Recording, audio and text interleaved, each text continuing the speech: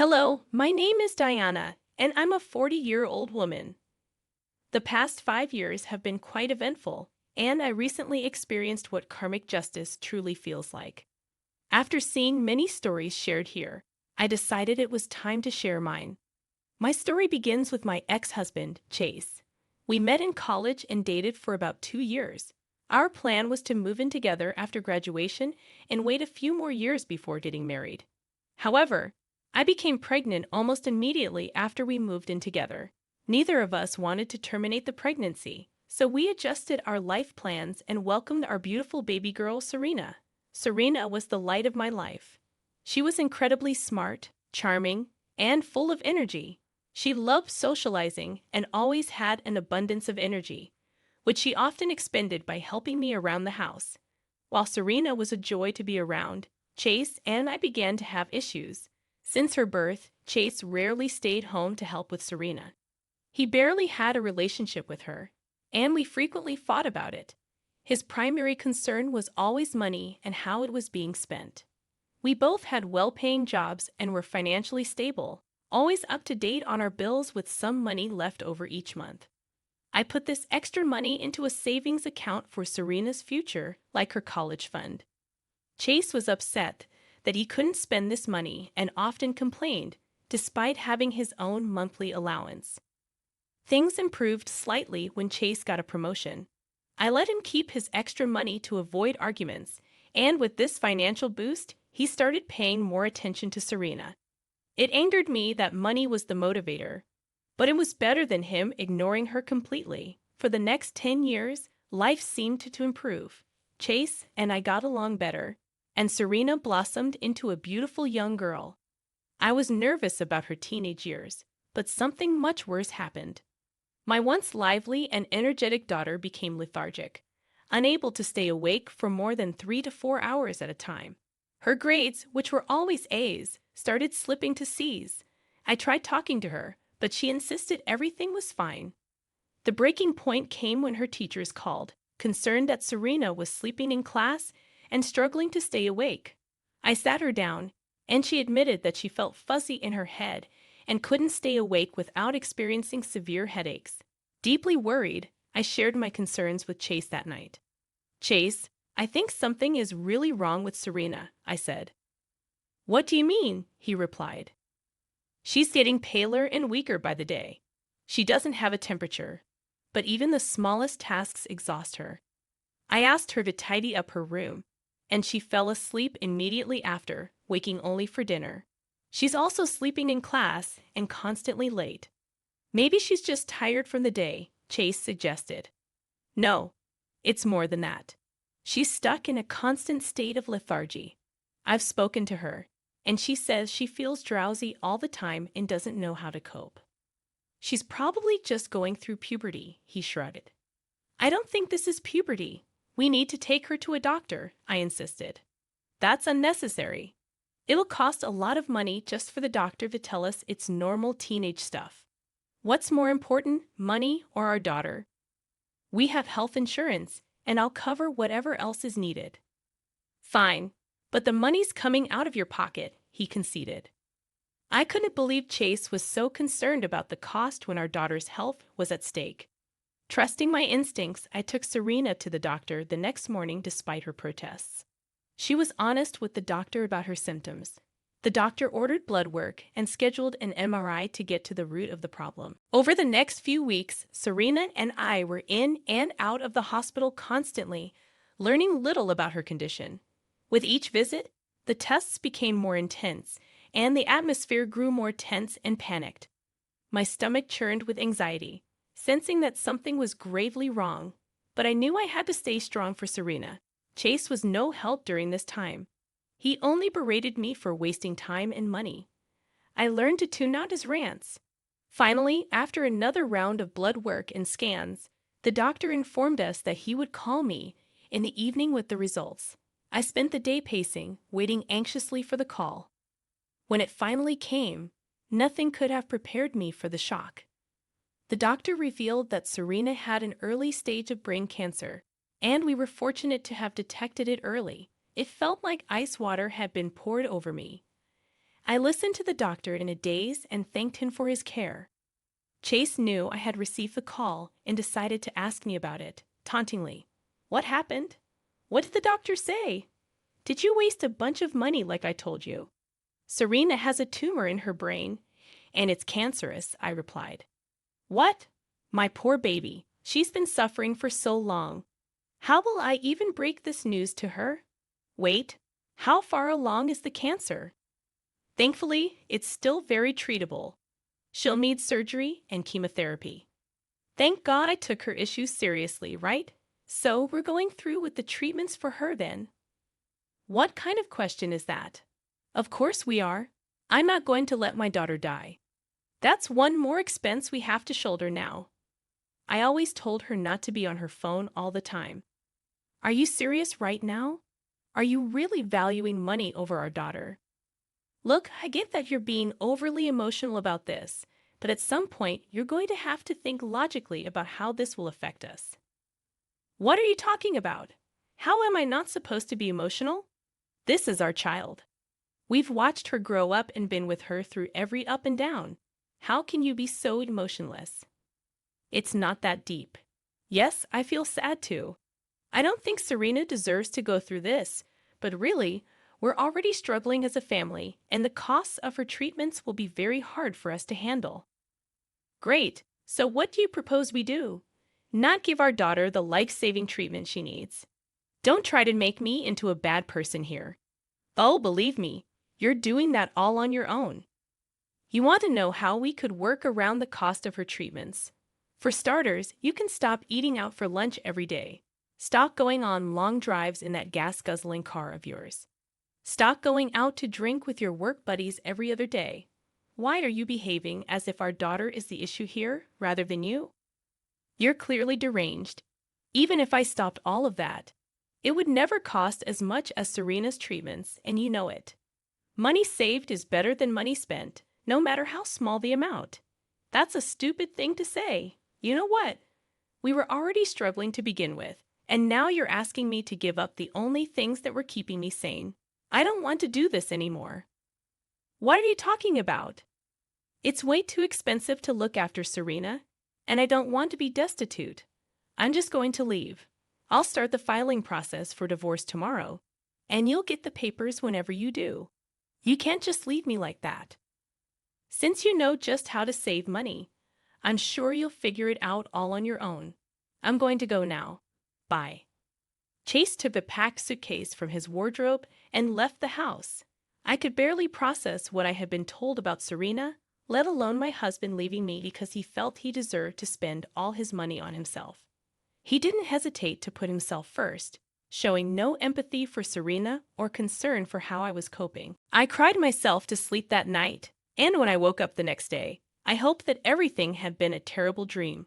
But it wasn't.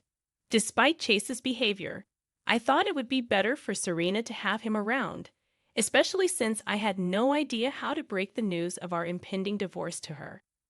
So I called Chase, hoping to convince him to stay.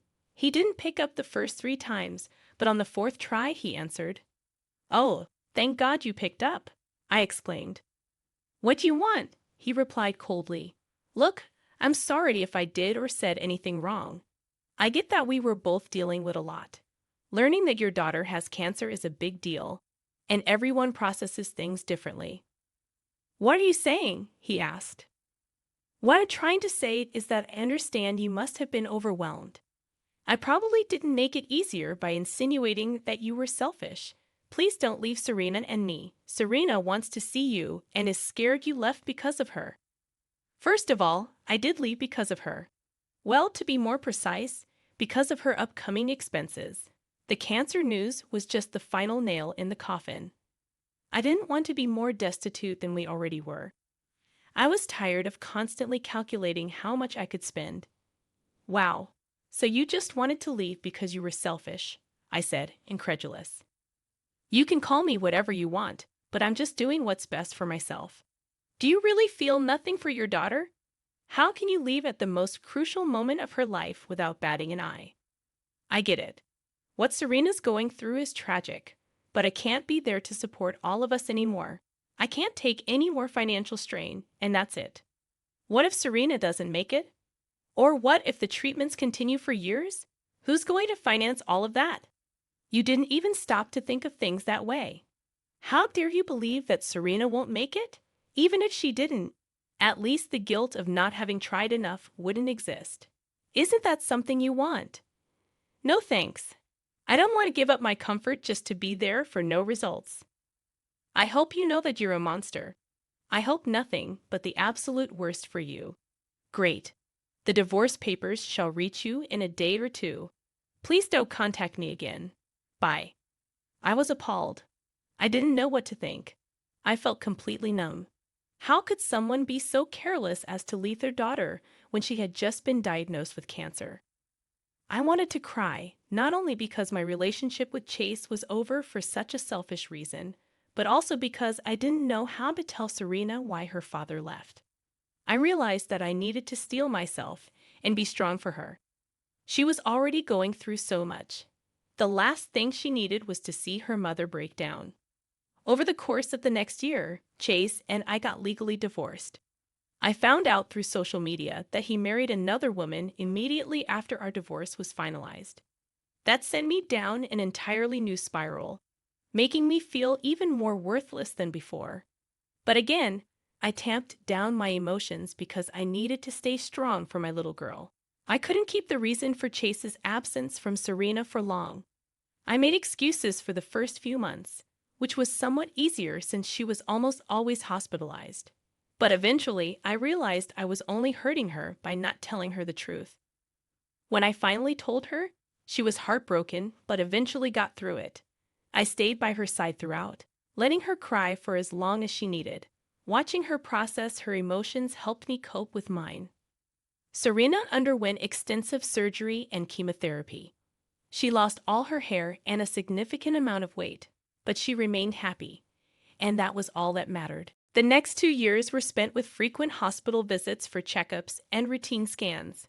Finally, 3 years after being diagnosed, my baby girl was declared cancer-free. It was a truly momentous occasion for us, so we hosted a big party to celebrate with everyone who had supported us, including my parents, Serena's teachers and classmates, our neighbors, and even Chase's parents. Chase's parents had been incredibly supportive, despite the circumstances. When they learned about our divorce, they were disgusted by their son's behavior and disowned him. They made it a point to come over and help in any way they could. I am truly grateful for them. After my baby girl turned 18, she decided to take a gap year to spend quality time with me, considering the last few years had been spent stressing over her cancer. We were finally doing well in every aspect of life, and I was genuinely beginning to feel good. But of course, something had to happen. One day, I received a call from an unknown number. For some reason, I picked it up. Hello. Hi, Diana. It's Chase here. How did you get my number? Well, I had to look around for it, but I found it eventually. Did you stalk me? No, look, I just wanted to check in on you and Serena. Why all of a sudden? I just miss both of you. Right. And it took you 5 years to reach out to us? I know I was horrible for what I did. I don't think horrible is a strong enough word to describe abandoning us right after my daughter got diagnosed with cancer, all because you were a selfish jerk. I see you're still holding onto that grudge. I'm sorry for it all, by the way.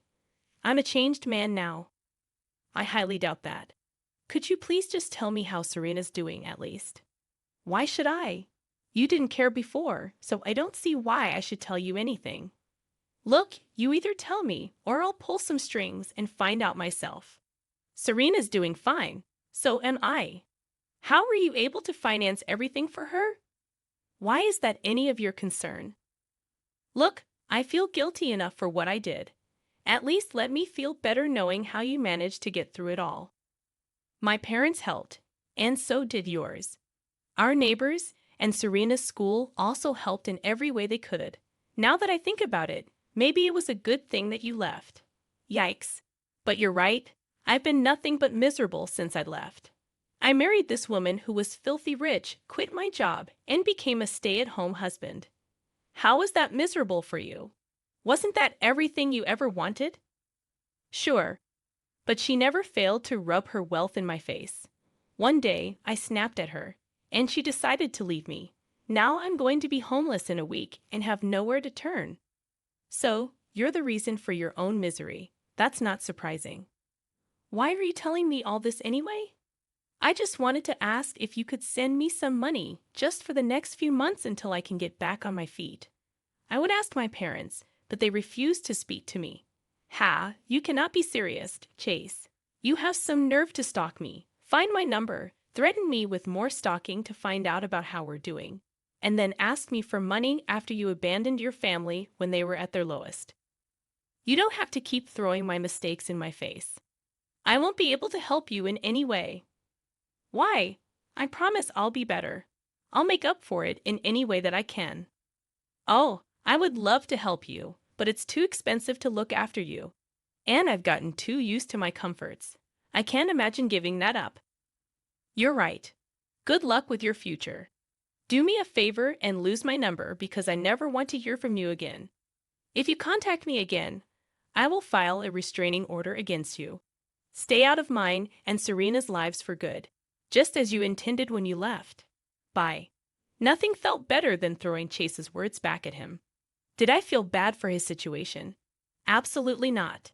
He left Serena and me when we were at our lowest, all because of his selfish needs.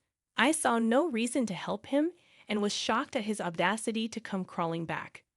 I blocked his number because I wanted nothing to do with him.